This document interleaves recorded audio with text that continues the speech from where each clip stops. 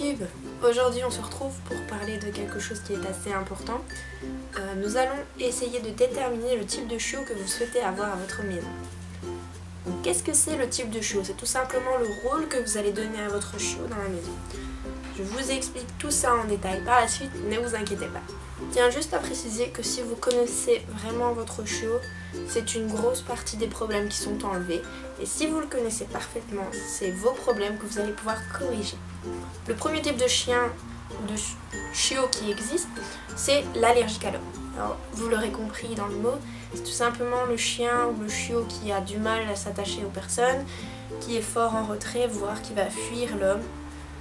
C'est dû souvent à un traumatisme et ça peut se corriger, ne vous inquiétez pas pour cela.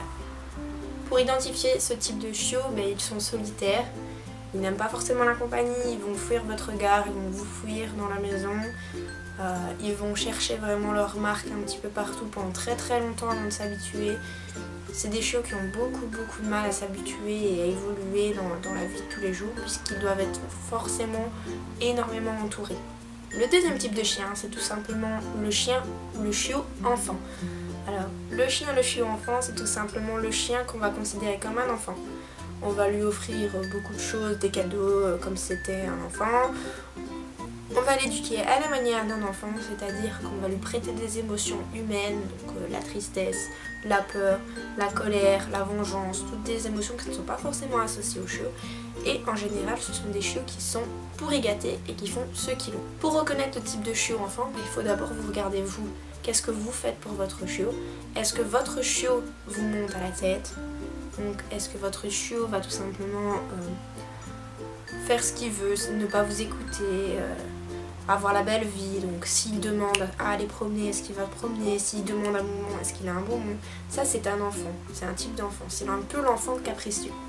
Le troisième type de chien, c'est tout simplement le chien utile. Donc le chien utile, c'est celui qui va avoir une fonction. Gardien de troupeau, gardien d'une maison, chien de chasse, etc. C'est un chien qui a une fonction et qui est uniquement là pour remplir sa fonction. Les chiots comme ça, bien souvent, on va le repérer directement, puisque par exemple, gardien de troupeau, c'est plus pour les chiens de berger.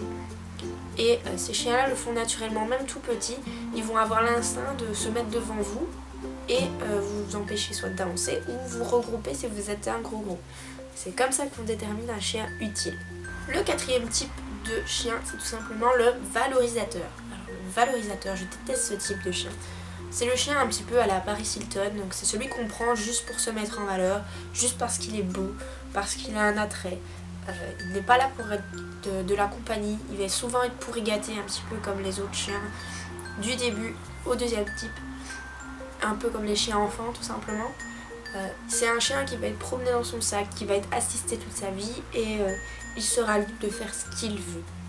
C'est un peu compliqué à différencier du chien enfant, mais il est tout simplement considéré comme un accessoire.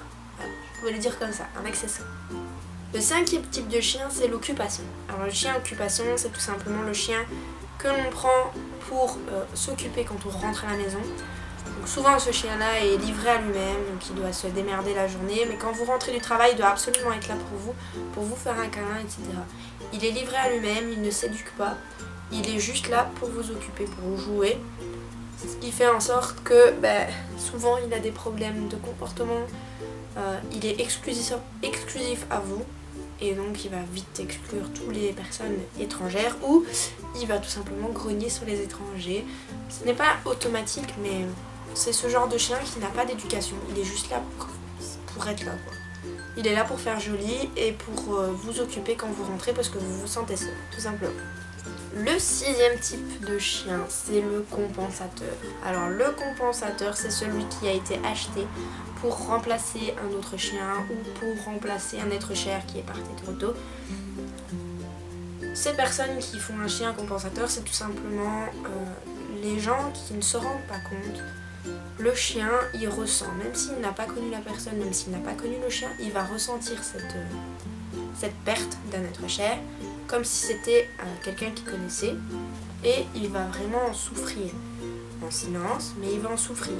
En général, ces chiens-là ont le droit de faire ce qu'ils veulent parce qu'ils remplacent quelqu'un d'autre, et ils se disent c'est pas grave, il est petit, en grandissant ça va aller.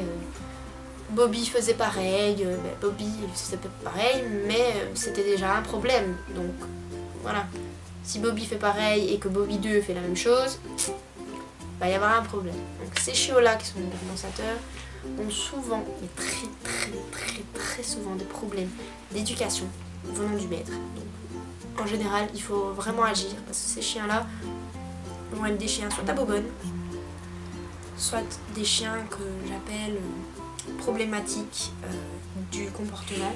Donc ils vont être exclusifs, ils vont vraiment avoir un changement de comportement brusque alors qu'ils ne doivent pas forcément être comme ça. Le 7e type de chien, c'est celui que je déteste le plus. Je le mets en top des maîtres qui sont les plus stupides au monde. C'est le chien que l'on va acheter tout simplement pour faire un lien social. Donc le lien social avec des autres chiens, avec des autres personnes, pour se faire des amis. C'est le chien qui est cool à la mode, donc on va l'acheter pour pouvoir se mettre en avant. C'est un petit peu le chien à la Paris Hilton, sauf qu'on va l'utiliser pour se créer un monde et se créer des amis. En général, ce chien-là n'a pas forcément les besoins nécessaires pour vivre. Donc je prends par exemple la mode qui a eu pendant un moment de prendre des border collies. Les border collies sont des chiens qui ont besoin de beaucoup d'énergie à dépenser, ils ont besoin de sport, ils ont besoin de beaucoup de choses, d'espace, etc. Et beaucoup de ces gens ont pris le border collie parce que c'est un chien qui est beau, il faut le dire, c'est un très beau chien. Mais ils ne font pas le sport nécessaire pour qu'ils soient assez dépensés. Du coup, ces chiens attrapent des problèmes de comportement ou sont tout simplement abandonnés. Ça, c'est un chien lien social. Tout simplement. Je trouve ça honteux de faire ça. Le 8e type, c'est le déstressant. Alors le déstressant, c'est le chien que l'on prend pour se déstresser quand on rentre du boulot. Il doit en effet être un ami, sauf que ce chiot-là, en général, est une source de problèmes dès le départ, puisqu'il est là comme un ami, il est là pour déstresser, donc vous lui permettez des choses, mais c'est une nouvelle source de stress pour vous. Du coup, en général, ces chiots-là sont tout simplement abandonnés. C'est le chiot qui est trop énergique pour la personne, qui ne correspond pas à la personne, et du coup il lui monte à la tête, même si je n'aime pas trop cette expression-là. C'est le chiot qui est un peu trop volatile, un peu trop différent, alors qu'on rêvait d'un chiot pépère calme qui nous faisait des câlins.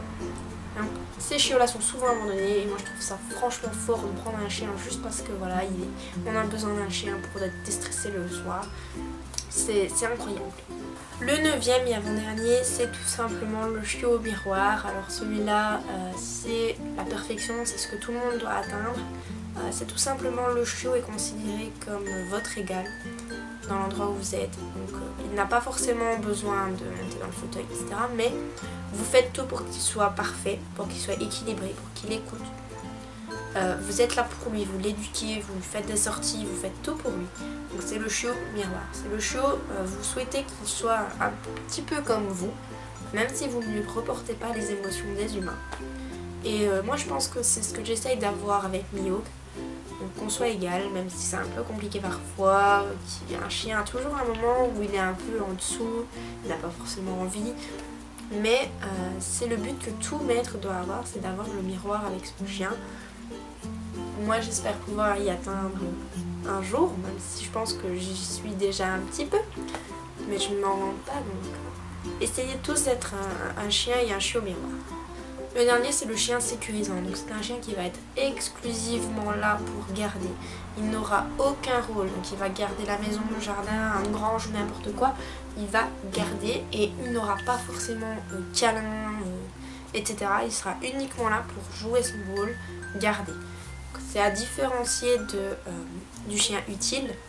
Même s'il est quand même utile, il est uniquement là pour garder et vous ne le caressez pas, vous ne le faites pas tout ça, c'est juste garder. Donc voilà pour les types de chiots, j'espère que cela vous aura aidé à situer où vous êtes par rapport à votre chien. Sachez que chaque type de chiot que vous avez, ou si vous êtes un mélange de plusieurs, va permettre de résoudre les problèmes. On saura d'où vient le problème, si ça vient de vous, si ça vient d'un comportement lié au chiot. En général, c'est plus lié au maître qu'au chiot. Si c'est lié à une expérience aversive, c'est-à-dire une expérience tout simplement qui a traumatisé votre chien, par exemple un cheval a henni à côté de mon chien, il a peur maintenant des chevaux. C'est une expérience aversive, ce n'est pas de votre faute, c'est de la faute du cheval et le chien effectue un blocage.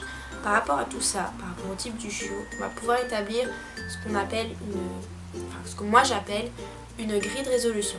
Donc vous aurez plusieurs solutions qui seront offertes à vous. Et selon vraiment le caractère à la maison du chien, on pourra piocher dans ces solutions pour résoudre votre problème. Tout problème a une solution avec un chiot. Quel que soit le problème, il peut être résolu et c'est pour ça que je m'engage par mes vidéos à essayer de résoudre le plus de problèmes possible pour éviter les abandons. Voilà, j'espère que cette vidéo vous aura plu et vous aura surtout aidé. Donc, comme je vous l'ai dit, moi mon chien c'est un chien miroir et j'espère que vous aurez aussi le miroir avec votre chien. C'est parti, on se retrouve la prochaine fois pour une autre vidéo. Salut!